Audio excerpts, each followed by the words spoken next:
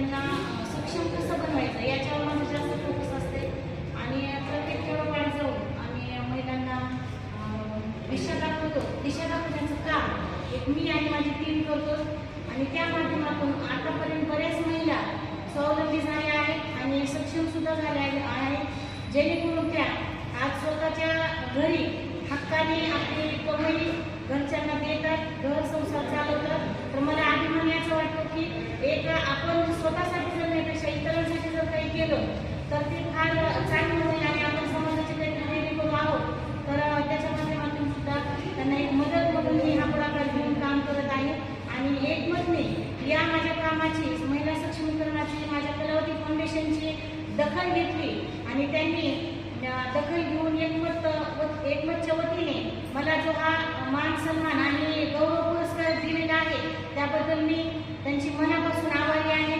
खूप खूप धन्यवाद.